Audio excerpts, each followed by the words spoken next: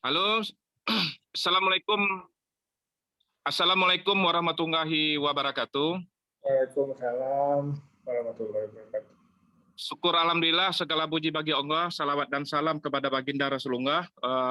Izin kami selaku tim fasilitasi untuk Zoom meeting kita di pagi yang berbahagia ini. Eh, Nama kami Gusmawi Mustafa, yaitu sebagai relawan yang ada di Aceh Selatan. Kemudian kami sampaikan bahwa kami juga sebagai Ketua BFLF Aceh Selatan, yaitu suatu lembaga donor darah tentang pemenuhan darah bagi pasien yang membutuhkan, termasuk juga pendampingan bagi pasien thalassemia, baik yang ada di Aceh maupun di daerah-daerah lain. Terima kasih banyak telah bergabung.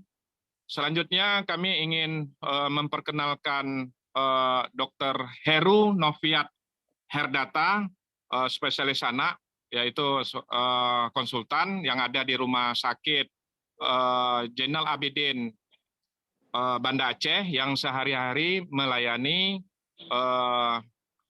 para pasien thalassemia se-Aceh, yang lebih kurang itu ada 400 orang, dan selain itu ada di kabupaten kota tersebar untuk 300 orang di Aceh. Tentu saja ini adalah kali kedua kita melakukan Zoom meeting, perdana Sabtu yang lalu selama lebih kurang 1 jam juga. Jadi tema kita hari ini seperti biasa adalah dokter jawab taler. Dalam arti kita berharap nanti ada pertanyaan-pertanyaan dari ayah bunda, para relawan atau Bapak Ibu, untuk dapat menanyakan langsung kepada dokter kita. Terima kasih banyak. Selanjutnya kami persilahkan Dokter Heru ini untuk hostnya, kita jadikan Dokter Heru menjadi host. Demikian, terima kasih. Assalamualaikum warahmatullahi wabarakatuh. Silakan Dokter Heru. Baik, terima kasih Pak Gus.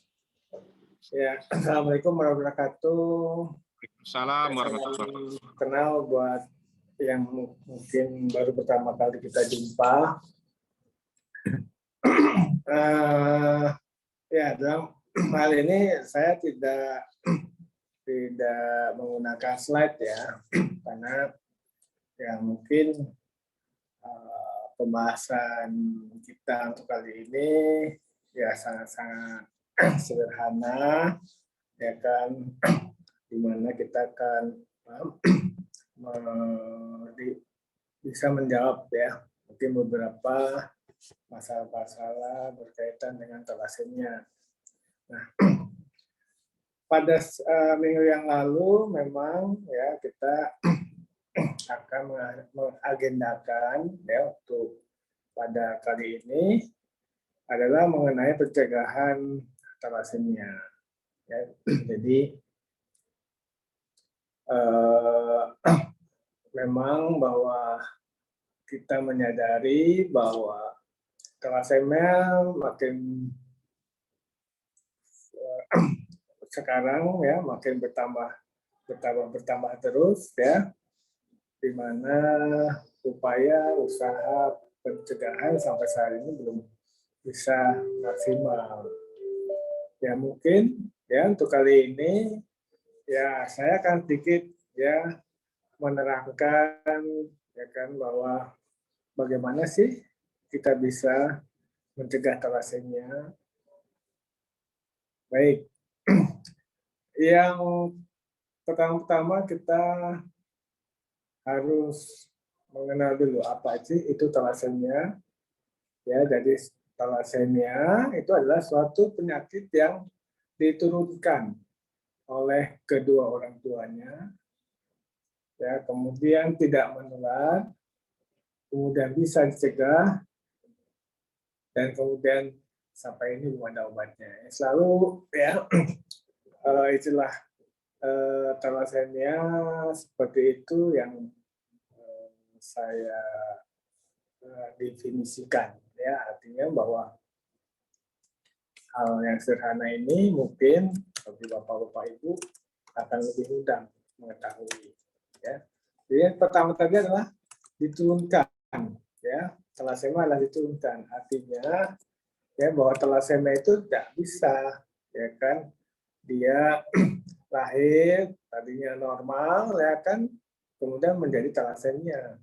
Ya, tetapi bahwa thalassemia itu akan muncul ya segera setelah dia lahir sudah ada. Ya, hanya ya bahwa thalassemia itu mempunyai keparahan yang berbeda, sehingga mungkin ya pada beberapa kasus ya itu bahwa anaknya di didiagnosis sebagai thalassemia itu dengan umur yang berbeda. Ada yang baru 6 bulan, ada yang 1 tahun, ada yang 2 tahun, 3 tahun, 5 tahun, 10 tahun, malah mungkin ya 15 tahun itu baru terdeteksi sebagai thalassemia. Ya, ini berkaitan dengan keparahan daripada penyakitnya. Ya. Thalassemia itu akan muncul apabila kedua orang tua itu sebagai pembawa sifat. Ya, artinya thalassemia itu akan muncul apabila kedua orang tuanya adalah pembawa sifat. Nggak bisa hanya satu, harus dua. Ya, sehingga usaha pencegahan adalah usaha kita jangan sampai ada kondisi di mana kedua orang tuanya itu sebagai pembawa sifat. Nah, yang jadi masalah bahwa pembawa sifat itu saat ini sulit kita mendeteksi dari luar.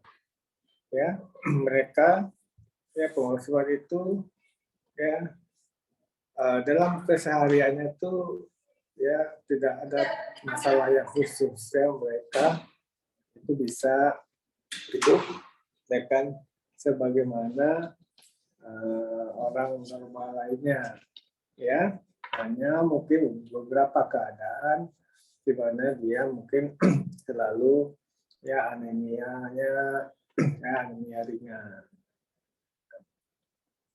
Untuk mendeteksi suatu pembawa sifat cukup hanya dengan pemeriksaan darah rutin. Ya, darah rutin bisa dikerjakan di fasilitas kesehatan di daerah pun ada. Ya, kita hanya memperhatikan selain HB adalah nilai MCV dan MCH-nya. Ya, jadi apabila MCV dan MCH-nya, MCV-nya kurang 75, MCH-nya kurang 25, maka kemungkinan dia adalah pembawa sifat.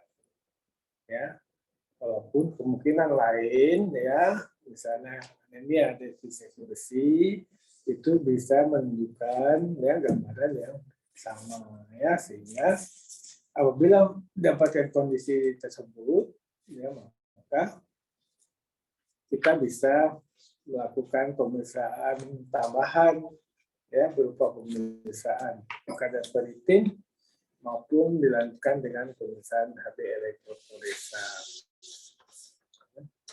Dikatakan bahwa dia suatu pembawa sifat ya apabila ya pemeriksaan HB elektroforesa itu adalah HbA2-nya lebih dari 3,5%. Ya, jadi jelas ya bahwa usaha penjagaan yang premarital atau sebelum nikah adalah usahakan ya, pasangan-pasangan itu tidak dalam kondisi sama-sama pembawa sifat. Nah, sekarang bagaimana dengan keluarga yang sudah menikah? Misalnya ya pasangan ya menikah ya kan mungkin ya anak pertamanya sudah thalassemia. Ya. Nah, bagaimana untuk bisa mendapatkan anak yang berikutnya? Ya. Ya, ini suatu kondisi yang sering ya. Jadi banyak ya kita dapatkan bahwa pasangan-pasangan muda itu anak pertamanya sudah thalassemia. Bagaimana kelanjutannya? Anak saya berikutnya bagaimana? Ya, kalau kita lihat ya kemungkinan untuk munculnya thalassemia itu tetap ya bahwa anak yang berikutnya itu adalah 25% ya. Setiap terjadi pembuahan ya untuk mendapatkan keturunan itu 25%. Ya kan? Padahal yang 25% itu kita nggak bisa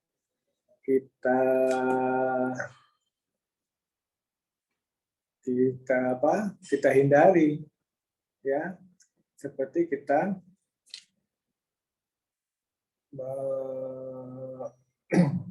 mendapatkan arisan istilahnya ya. Nah, jadi ya mungkin ada beberapa cara yang bisa kita usahakan. Ada pertama dengan premarital screening. Ya, artinya bahwa Bapak Ibu yang ingin punya anak lagi, ya kan, begitu hamil ya pada minggu ke-10 itu bayinya diperiksa.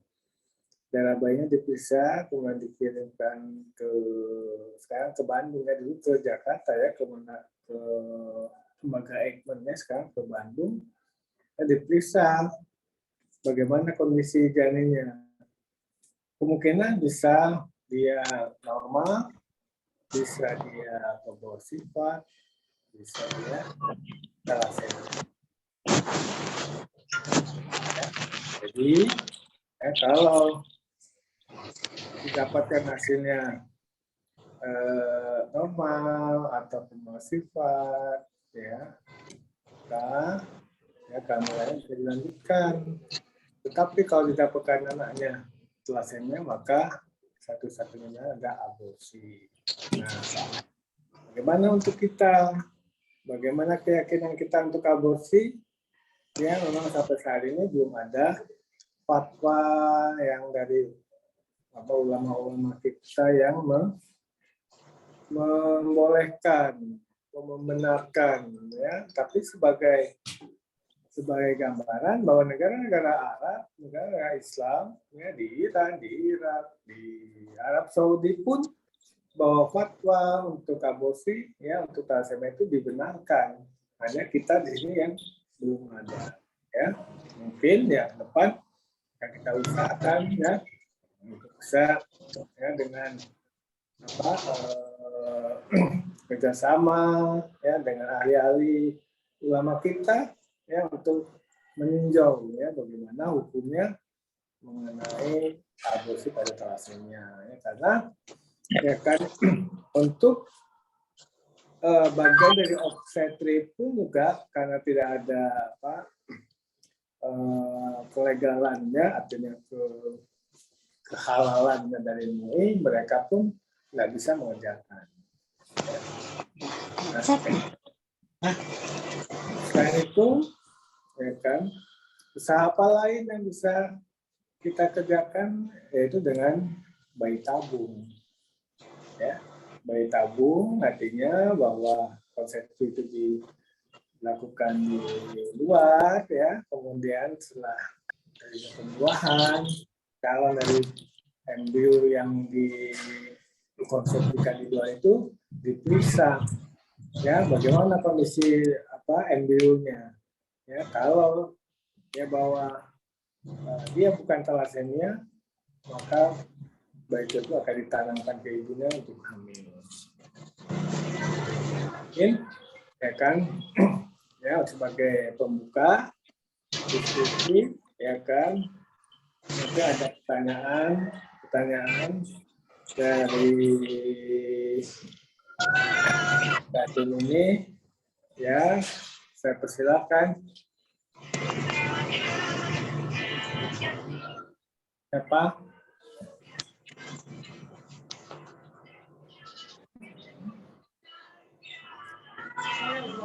Silakan Ayah Bunda untuk menyampaikan pertanyaan langsung kepada Dr. Heru. Silakan.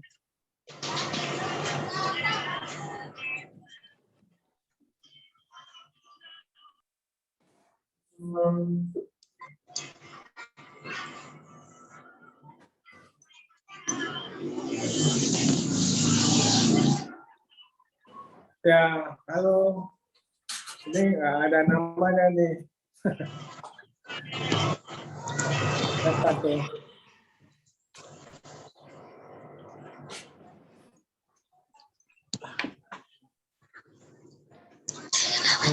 Selamat pagi Pak Dokter. Ya, selamat pagi. Siapa ya? Ya, saya bagus Pak Dokter. Kebetulan saya ayahanda dari anak kami Siti Nasita sejak umur 2 tahun sudah ditegakkan talasemia.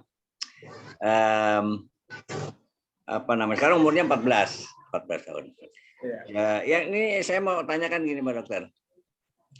Anak saya itu sudah ya 3 tahun 4 tahun inilah ya.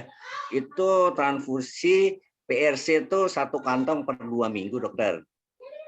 Nah sekarang kalau sebetulnya kalau saya hitung-hitung itu masih kurang jumlahnya dokter. Kalau kita hitung-hitung masih kurang jumlahnya PRC segitu tuh. Nah kebetulan juga ini anak saya ini mau ikutan ini ada acara keluar kota. Nah pada saat itu tuh anak ini tuh udah pas jadwalnya seminggu sebelum berangkat gitu dokter, sehingga itu minggu kedua sebelum transfusi. Nah sekarang pertanyaan saya gini dokter, kalau misalnya saya minta 2 kantong itu yang selama ini cuma 1 kantong untuk 2 minggu, itu minta 2 kantong itu kira-kira apa efeknya kayak seperti apa ya dokter terhadap Siti Nasita dokter? Terima kasih dokter. Ya, baik. Ya, pertanyaan bagus. Ya, bahwa pengendalian kadar HP itu memang sulit ya, karena ya kita nggak ada alat yang bisa mengukur kondisi HB-nya itu sekarang itu berapa selain dengan periksa ke laboratorium ya.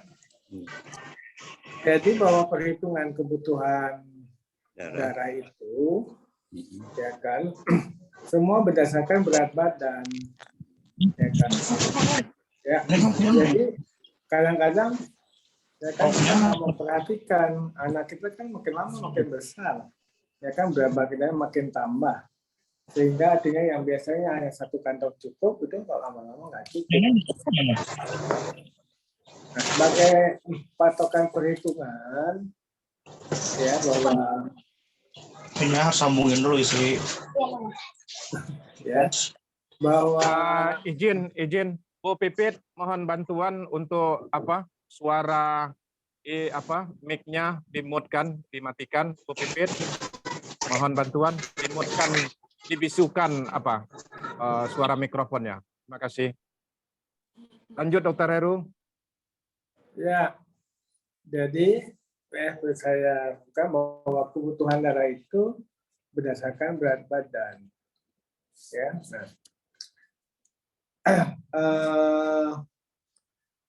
misal, ya, artinya masuk itu 8, ya, kita ingin misalnya HB-nya jadi 11, ya maka ya kebutuhan darahnya adalah 11 dikurangi 8 ya kan dikalikan berat badan dikalikan 4 ya, jadi ya 3 misalnya berapa berat badannya Pak Bagus? Ini anak saya itu beratnya itu 42 kilo dokter. Kalau cuma sekitar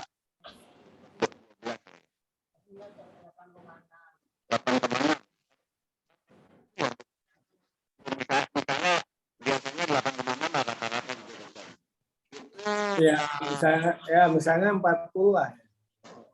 Jadi 3 kan Biasanya 8 kan 3 kali 40 kali 4 berapa tuh?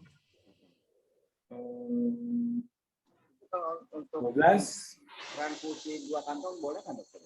480 ya. Nah, sekarang bagaimana kemampuannya? Ya kan?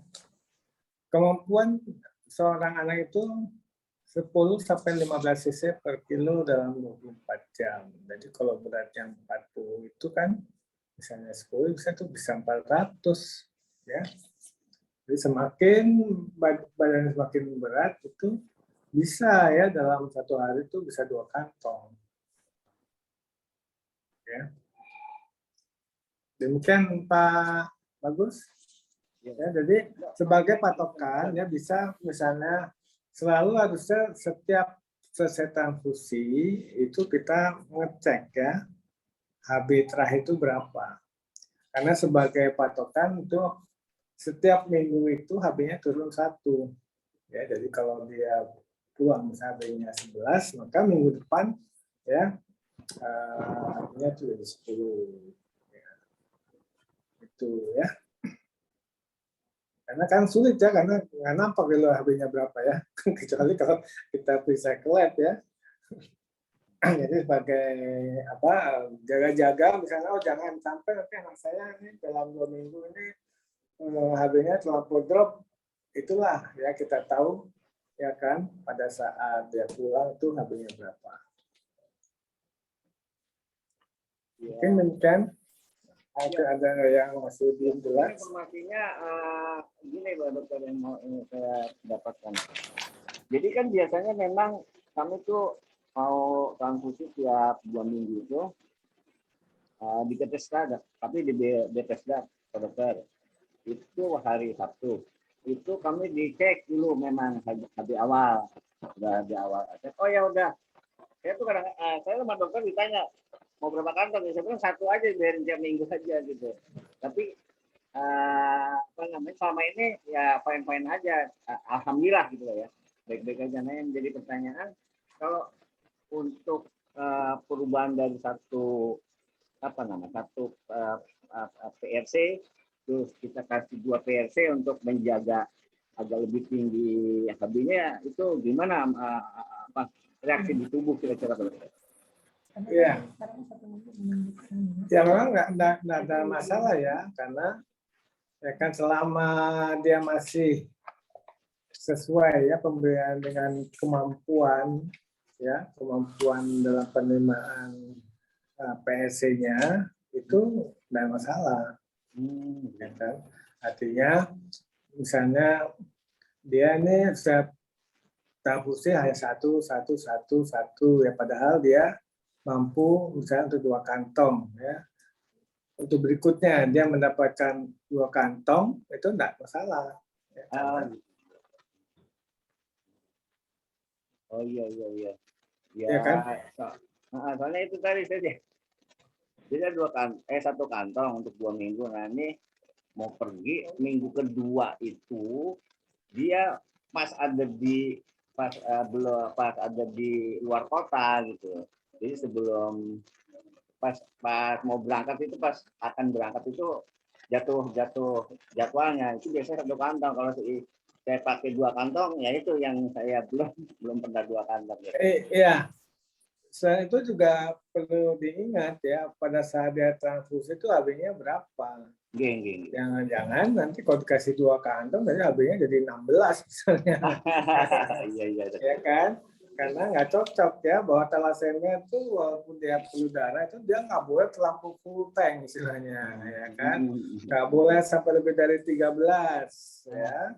Karena kalau lebih 13 ya kan nanti sumsum tulangnya itu dia nggak membuat darah. Begitu darahnya habis dia sulit untuk membuat darah lagi. Ya. Jadi jangan kita ya dengan transfusi itu membuat sumsum tulangnya istirahat. Jadi tetap ya kita memberikan darah tapi sesungguhnya tetap kerja juga. Oh iya. Makanya kenapa sih? Kalau saya karena dia memang perlunya darah, udah aja kasihnya sebanyak-banyaknya nggak bisa. Iya nggak boleh. Ya? Iya. Jadi kira-kira tadi kalau boleh saya tangkap Kalau untuk anak saya kan ini perempuan, itu nggak boleh lebih dari 13 itu ya dokter ya?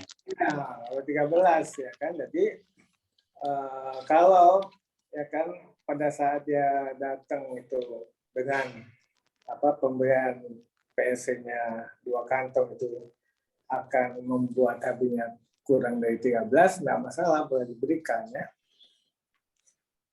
Ya, baik. Iya, terima kasih dokter. Tadinya monggo Ya. lanjut. Assalamualaikum. Silakan, mungkin yang lain ada masalah.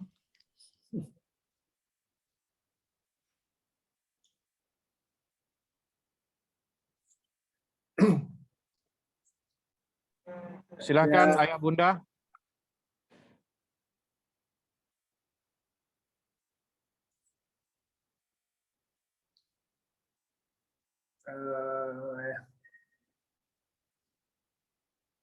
Ini Bu Iyang lah, Bu Iyang. Titit, Sri Mulyani, Binda, Miana, apa kabar?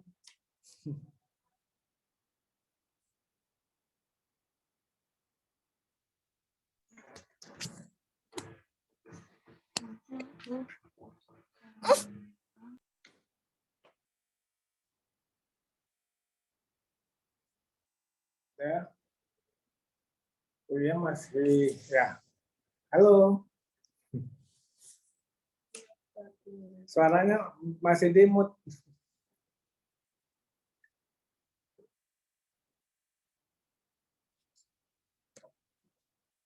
Ya, selamat pagi, selamat siang.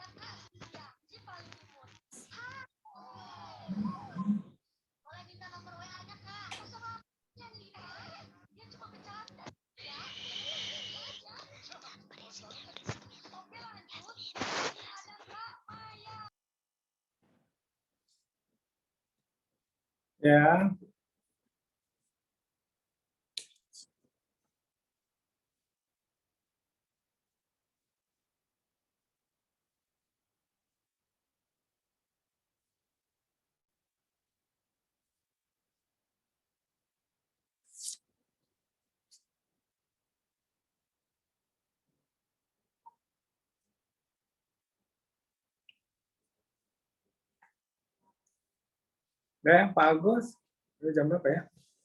Ya. Mungkin masih ada waktu 15 menit lagi. Ya, mungkin ya masih malu-malu. Ya. Oke. Belum ada pertanyaan. Jadi dokter, ya. izin dokter Heru. Ya. Mungkin jadi kan kemarin itu kita sempat menyiapkan semacam kuesioner untuk pertanyaan-pertanyaan yang bisa diajukan apabila ayah bunda atau anak-anak kita, anak hebat Indonesia yang tidak dapat hadir langsung di dalam Zoom meeting.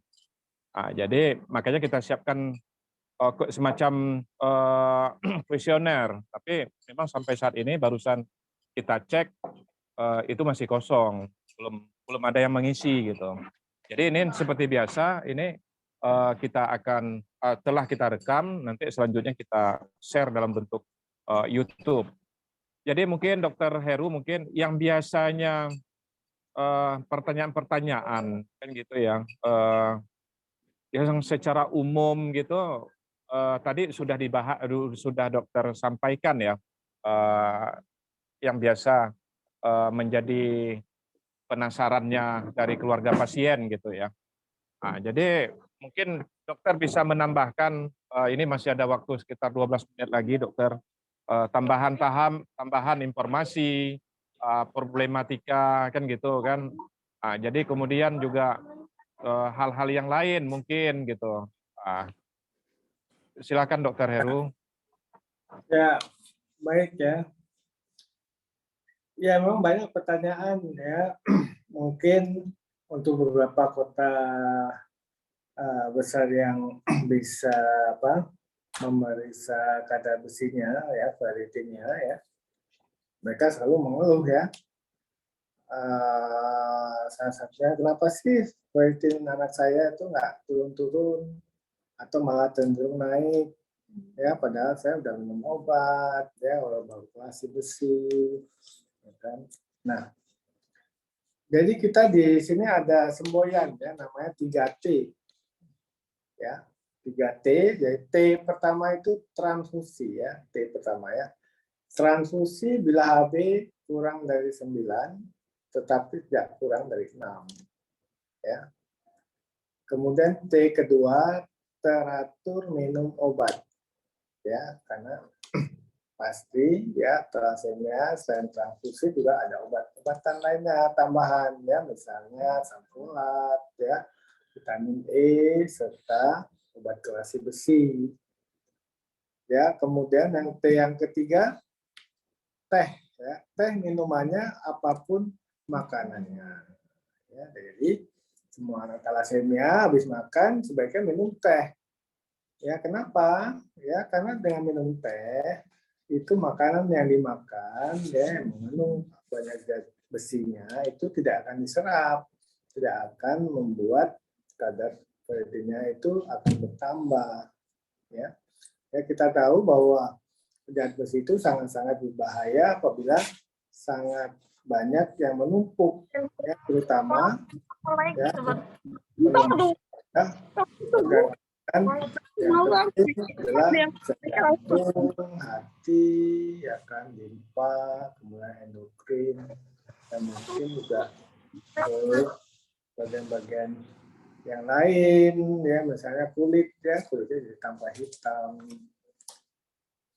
Nah, jadi ya 3T itu ya, transfusi, ya bila HB kurang dari 9, teratur minum obat, ya kan, kemudian teh, ya teh minumnya. Gitu, Bu Pipit, Kak Pipit apa Bu Pipit?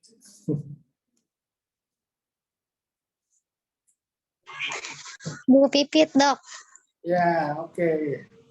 Bu Pipit ada yang nggak jelas apa Bu Pipit? Maaf Dok, mau nanya nih, selamat pagi Dokter Heru. Kalau misalkan limpa udah S4, itu untuk hamil berisiko nggak? Ya. Karena saya baru ujung tadi dari awal nggak nih. Oke. Ya, ya kita belum ke arah thalassemia yang dewasa, masih enggak terus itu. Ya nggak masalah ya kan, karena ya di tempat saya di sini di Aceh di isolasi sentra thalassemia itu kita merawat pasien mulai dari bayi sampai kakek nenek.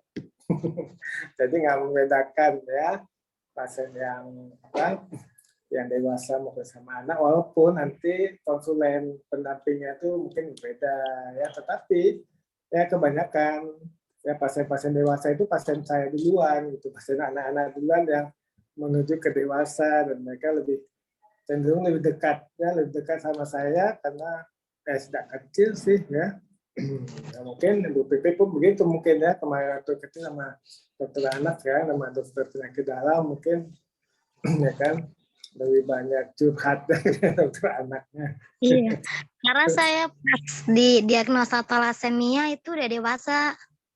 Oh, udah dewasa, oke. Iya.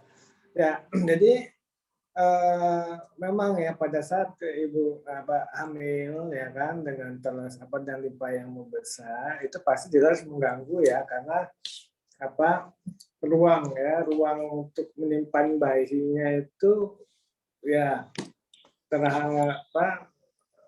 cenderung lebih sempit ya karena limpanya membesar ya. Tapi kayaknya Tuhan cukup adil, artinya ya kan beberapa kasus yang saya pernah alami di sini ya, pasien-pasien thalassemia yang hamil itu enggak masalah dengan limpa yang membesar, dan ya nggak usah takut ya. Tapi yang penting ya kan suaminya normal kan, nggak boleh pembasikan. Iya, sehat. Ya, jadi suaminya harus normal, nggak boleh pembasifat. Nah, Nah, kalau suami Oh, ibu iya. sifat, ya kan ibu tipis sebagai thalassemia, maka kemungkinan ya untuk ya bayinya itu sebagai thalassemia mayor itu 50%, ya 50%-nya lagi itu pembawa sifat, jadi nggak ada yang normalnya. Ya, tapi kalau Oh, gitu. suami ibu itu sehat, pasti anaknya ada pembawa sifat semua. Kan nggak masalah pembawa sifat, ya kan? Intinya, ya kan, ibu orang tua pipit kan sehat-sehat kan? Iya, sehat-sehat, Dok. Ya, Dan sebelum nikah sempat dicek juga suami gitu. ya, ya memang harus ya, karena kan pastinya ya ibu pipit pun nggak ingin kan anaknya thalassemia, walaupun ya Iya, Dok. thalassemia tidak sakit, ya kan? Ya ingat ya, thalassemia itu tidak sakit, ya kan? Mereka yang membedakan mereka adalah bahwa yang thalassemia itu ya kan membutuhkan yang transfusi itu rutin tiap bulan. Dokter, ada satu pertanyaan lagi nih, Dok. Boleh 2, 3 boleh juga. Ya, 1 bulan yang lalu saya kan habis keguguran tuh bulan Desember, Dok. Ya. Saya pasien thalassemia, lebih baiknya untuk nanti kehamilan ditunda berapa bulan lagi atau gimana? Itu Waduh. ngaruh. Mungkin itu ranahnya ke ya obskin ya.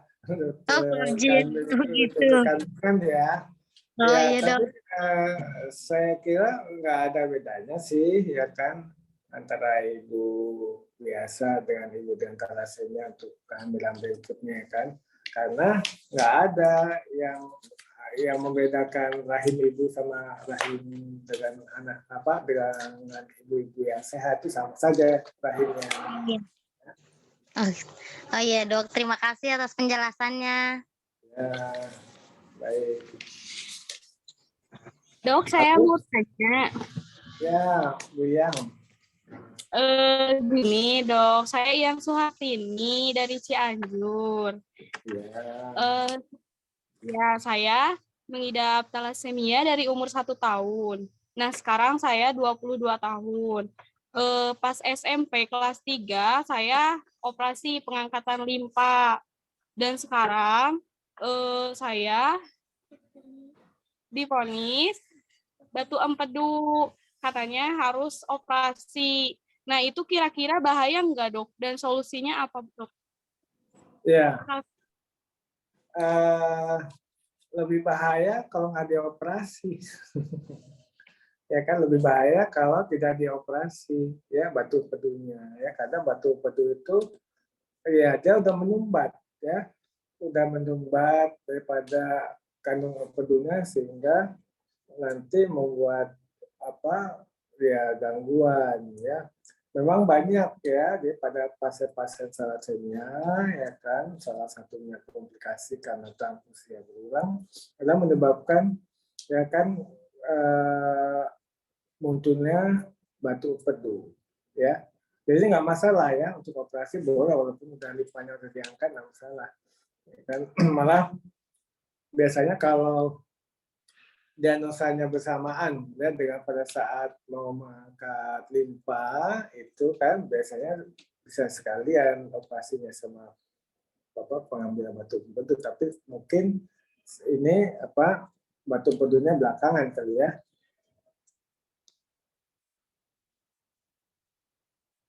Mas remote, Bu, mic-nya.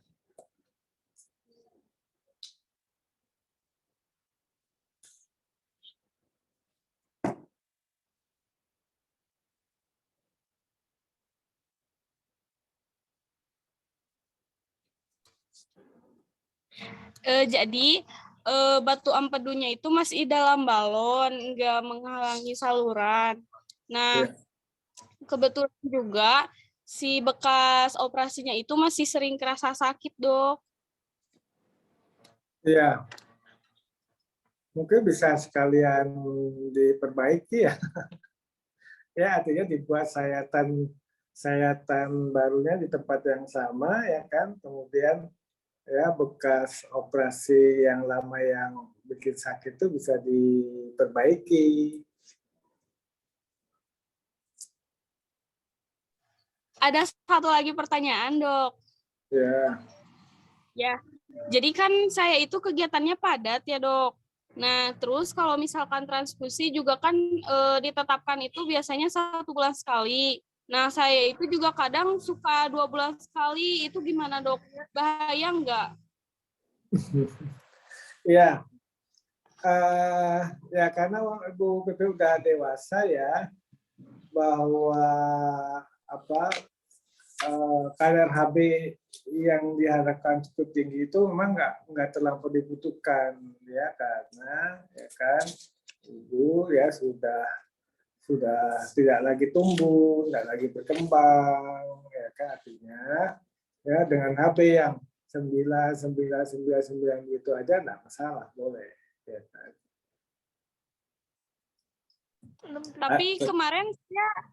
Tapi saya terakhir kemarin 6 HB-nya, Pak. Ya jangan sampai 6. Ya, jangan sampai 6, ya kan? Artinya ya kan kita evaluasi lagi nih, ya kan? Oh, ini HB-nya 6. Karena gini, coba ya setiap pulang transfusi itu ya selalu dicek ulang HB-nya, ya. Kenapa? Ya karena nanti kita bisa tahu nih, oh minggu depan habisnya ada sekian, minggu depan sekian. Jadi misalnya, oh pulang habisnya 10, berarti minggu depan 9. Minggu depan lagi misalnya 8. Ya, jadi kalau 2 minggu, kalau mau 2 minggu itu ya setidaknya ya habis pulang itu 10 atau 11 ya. Jadi waktu mau transfusi itu paling 8. Ya, jangan sampai 6. Nih mogok nanti mobilnya. Baik ya, Pak. Terima kasih, Pak. Ya. Selamat siang.